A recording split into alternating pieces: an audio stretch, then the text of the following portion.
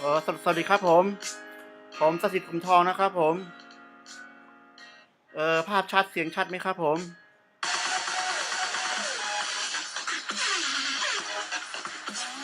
เดี๋ยวรอเพื่อนๆก่อนนะครับ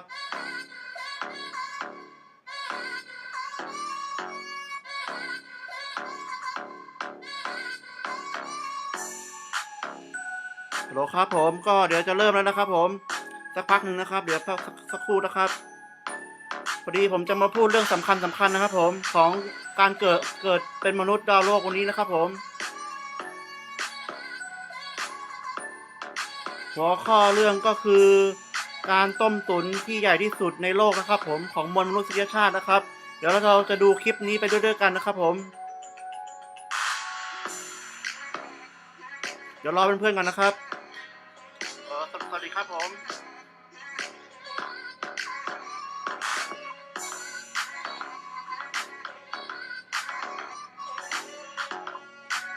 โหลครับผมก็เดี๋ยวจะเริ่มแล้วนะครับผมสักพักหนึ่งนะครับเดี๋ยวสักครู่นะโอเคนะครับผมจะคลิกเข้าไปที่ลิงก์นี้นะครับผม YouTube นี้นะครับไปดูคลิปด้วยกันนะครับผม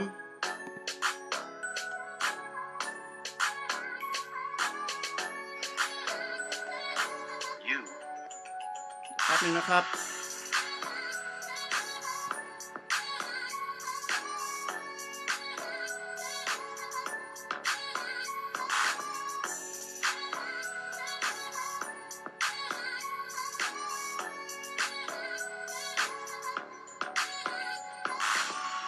About to learn one of the biggest secrets in the history of the world. It's a secret that has huge effects for everyone who lives on this planet.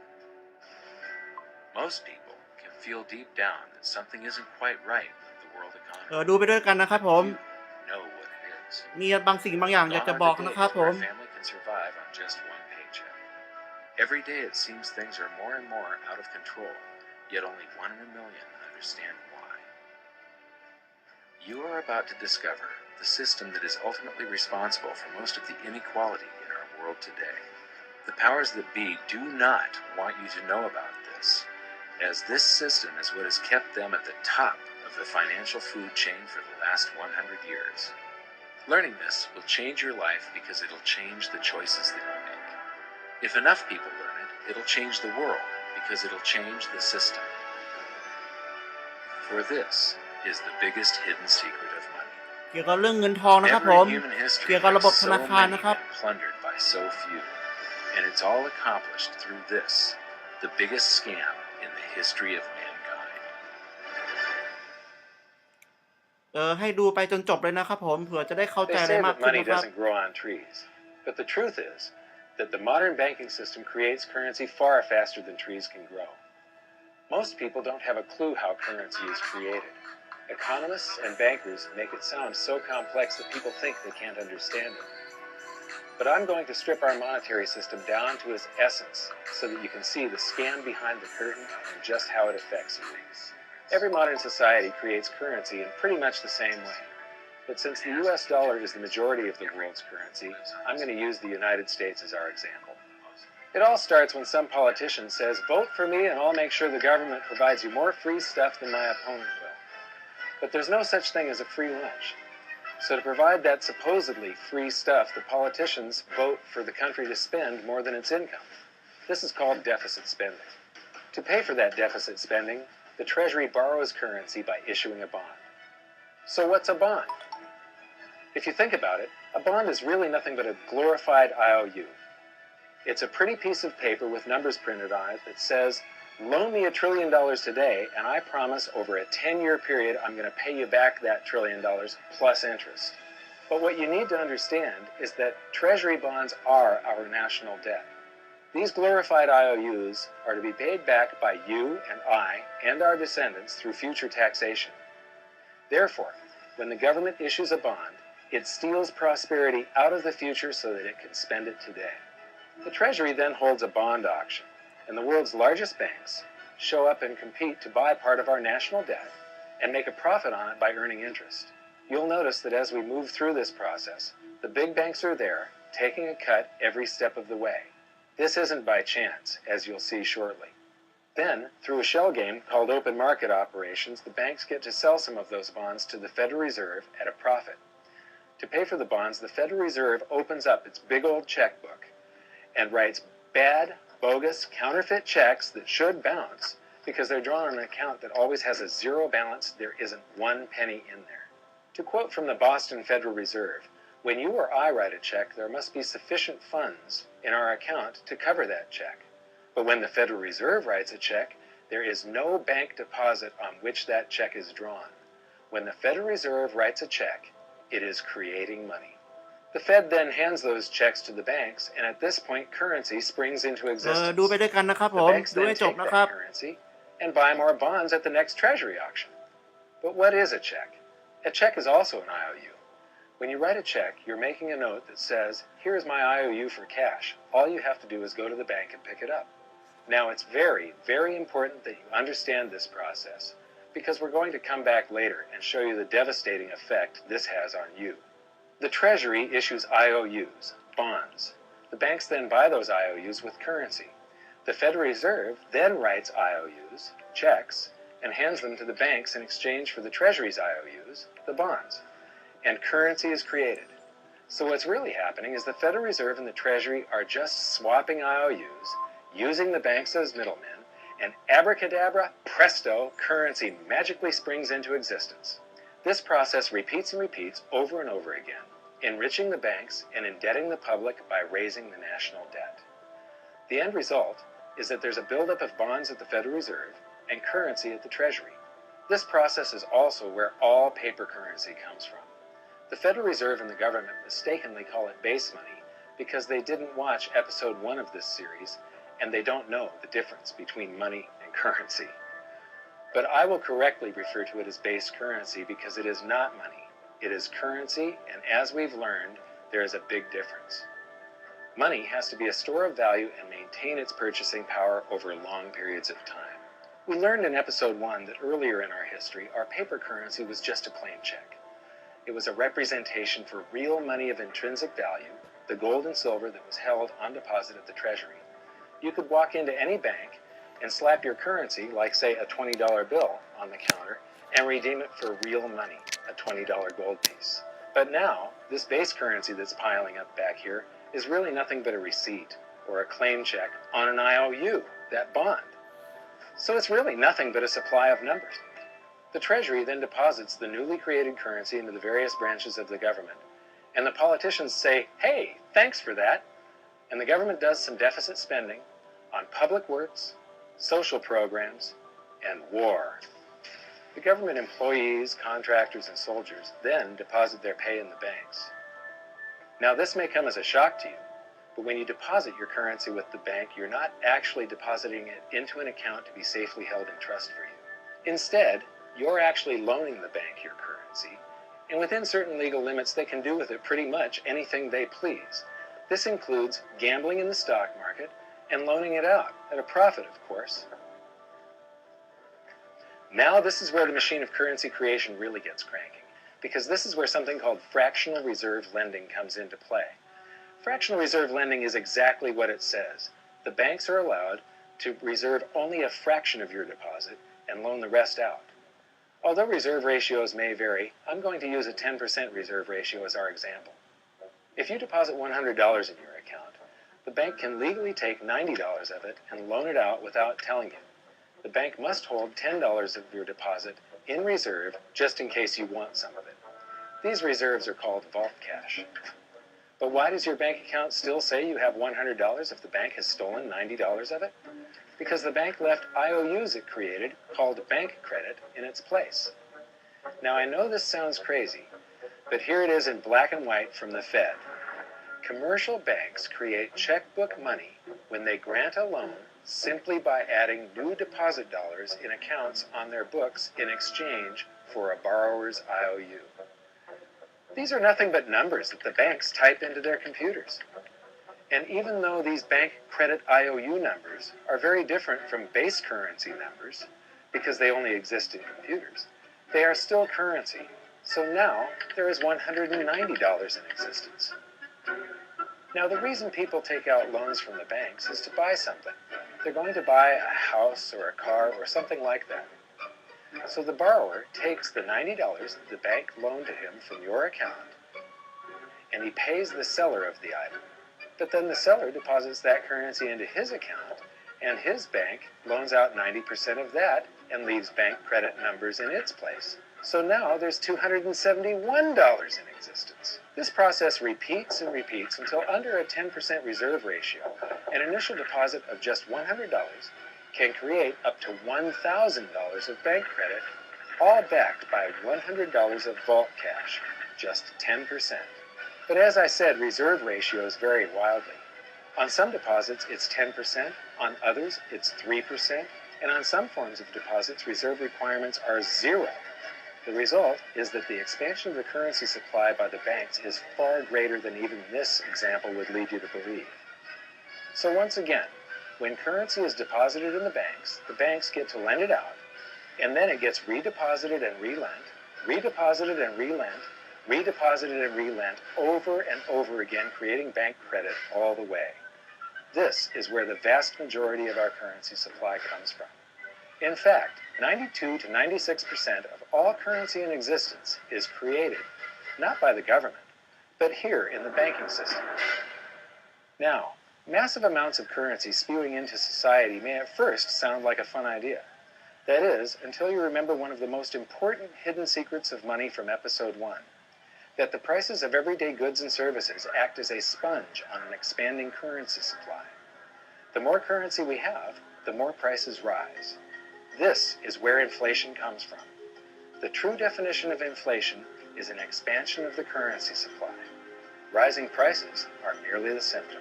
So our entire currency supply is nothing but a couple of bucks whipped up in this hocus-pocus scam where the Treasury and the Federal Reserve swap glorified IOUs, and a bunch of numbers that the banks just type into their computers.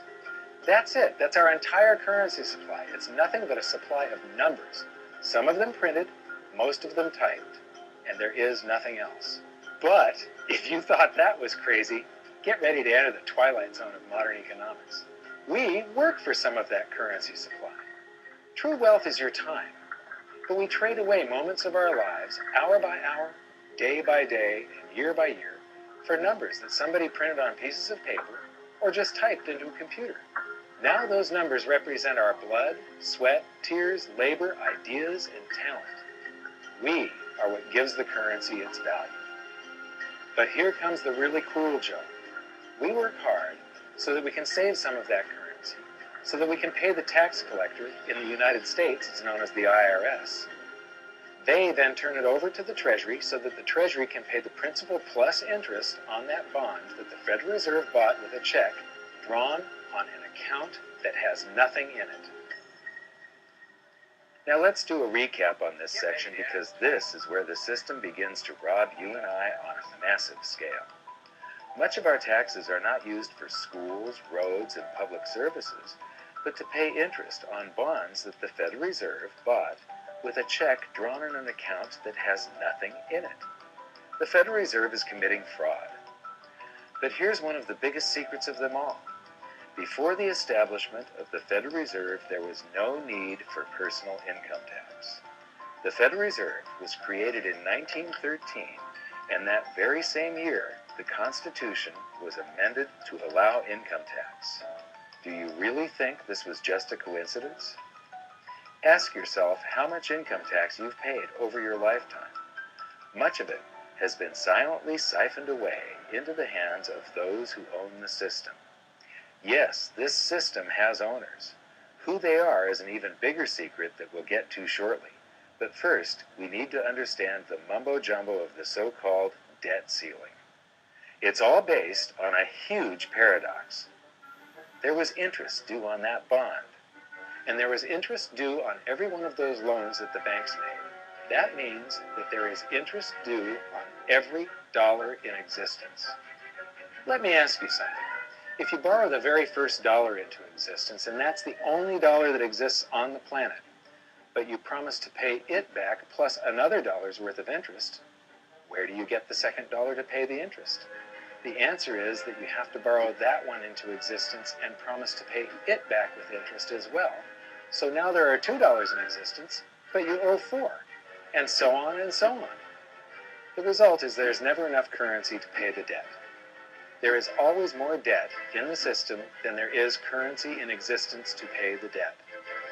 Therefore, the whole system is impossible. It is finite. It will come to an end one day.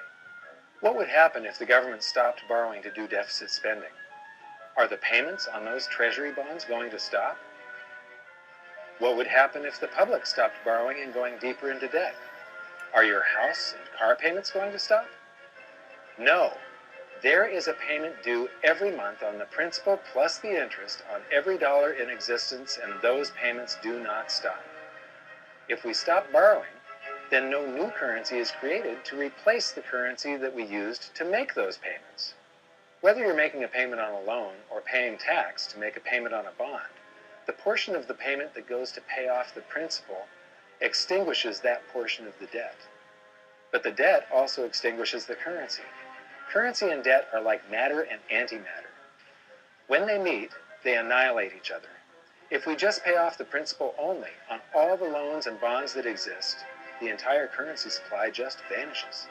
So if we don't go deeper into debt every year, look what happens. The whole thing goes into a deflationary collapse under the weight of those payments. Politicians and pundits alike talk about balancing the budget, paying down the debt, and living within our means. They don't understand that that is deflationary. It is impossible to do under our current monetary system without collapsing the whole economy. This is why any talk of a debt ceiling is not only ridiculous, it's delusional.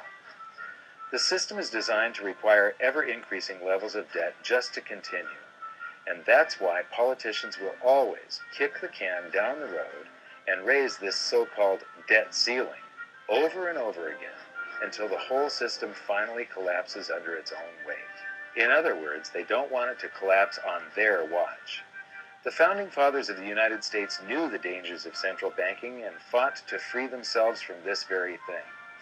The Revolutionary War started out as a tax revolt, but now we must pay tax just to have a monetary system. Having just suffered through the hyperinflation of the Continental dollar, which was printed into oblivion to finance the Revolutionary War, they understood the dangers of fiat currency and debt-based monetary systems. So to protect future generations from institutional theft and out-of-control government, they wrote into the Constitution that only gold and silver can be money, for the simple fact that you can't print them. Our current system is not only unconstitutional, but it robs us of the liberty and prosperity our forefathers fought and died for. We are all feeling the effects of ignoring the Constitution right now. By forcing more currency into circulation, our purchasing power is diluted. Inflation is a slow and insidious stealth tax that is simply the result of this debt-based monetary system.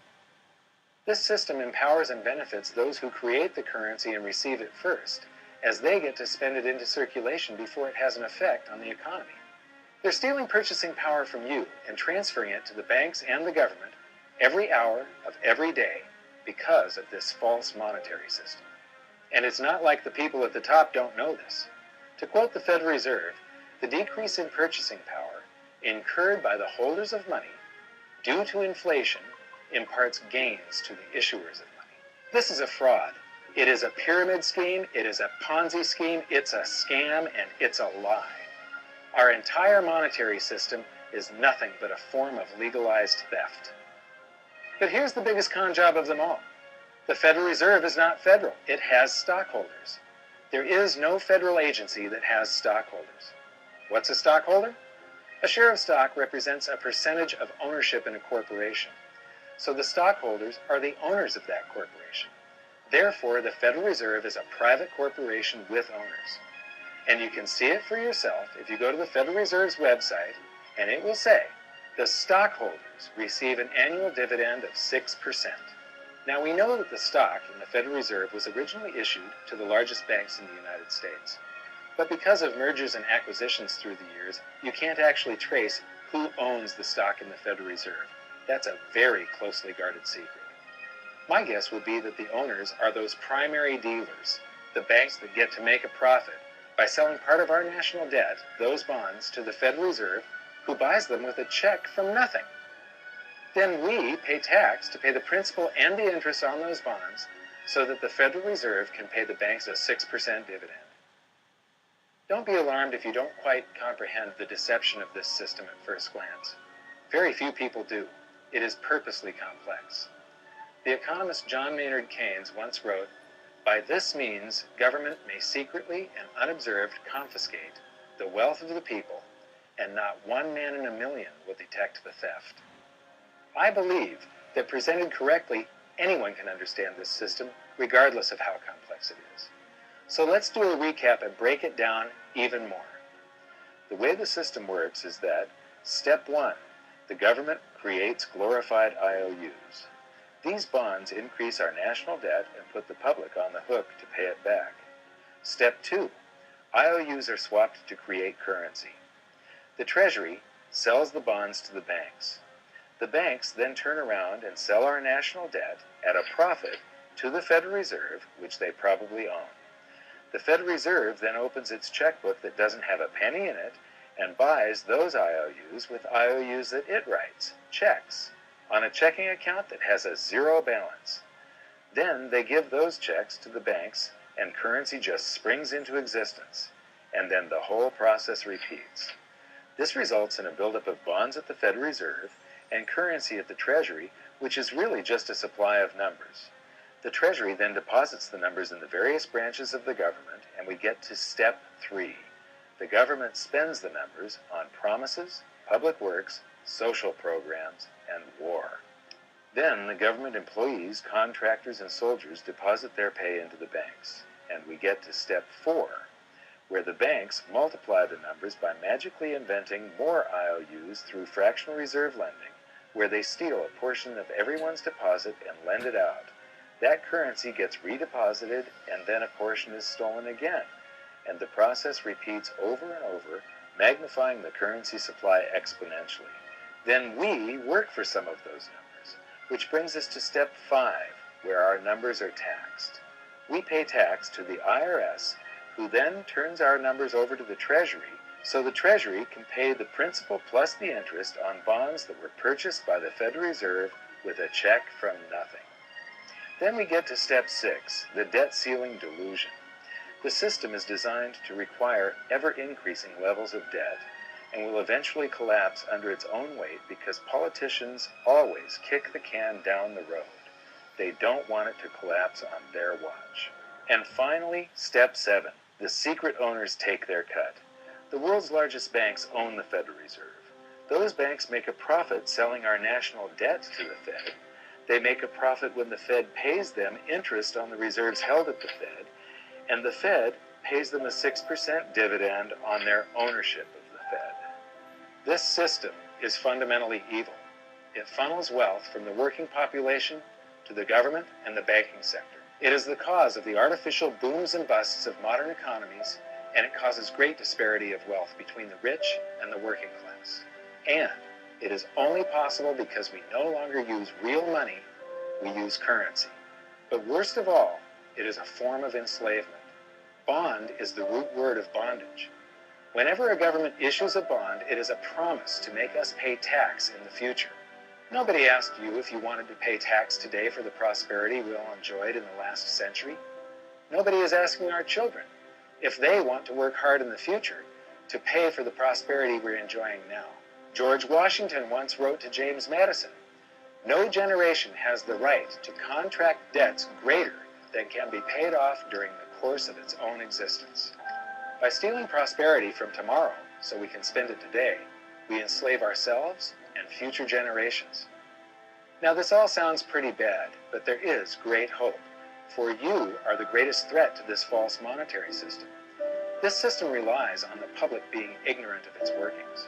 Please share this knowledge with everyone you know, because an informed public that fully understands the system can build a better future for generations to come. And now I leave you with this quote, widely attributed to a former director of the Bank of England.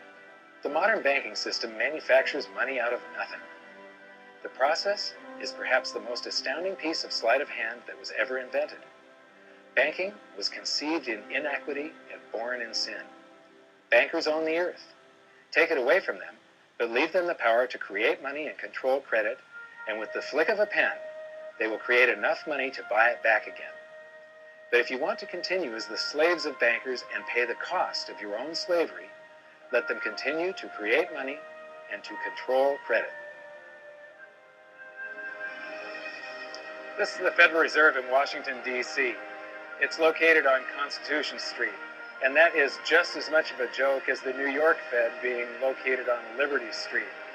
Both of them are unconstitutional, both of them limit our liberty, and they transfer wealth away from us every second of every day to the Federal Reserve, to the government, and to the banking sector. You are now among the 1 in a million who can detect the theft of your prosperity. So the big question is, what can you do about it? 1. Watch this video until you can describe and teach it to others. Those who understand this system can make preparations for its unavoidable collapse and protect themselves. History shows that those who don't will probably be wiped out. 2. Share this video with everyone, especially those you care about.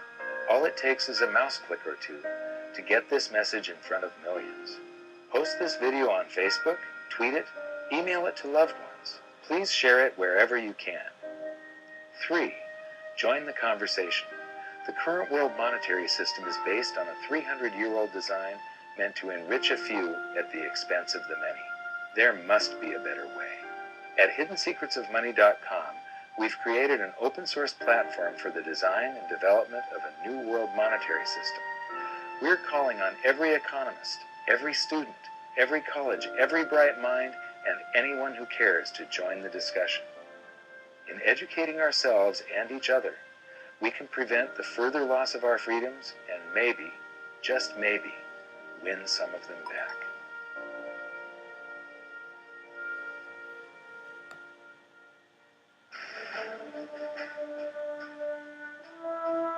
ครับผมโอเคครับผมก็จบแล้วครับผมแป๊บนึงนะครับ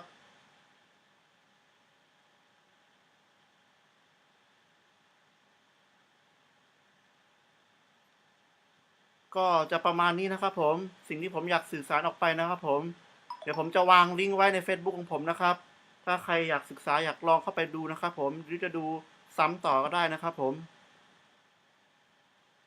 เดี๋ยวผมจะวางคอนลอกลิงก์ไว้นะครับแล้วก็โพสต์ลง Facebook ของผมนะครับ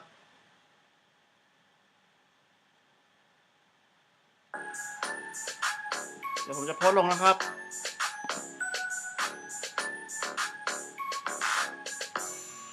นี่อันนี้นะครับผมลิงก์นี้นะครับผมลองเข้าไปเดี๋ยวผมจะโพสต์แล้วนะครับ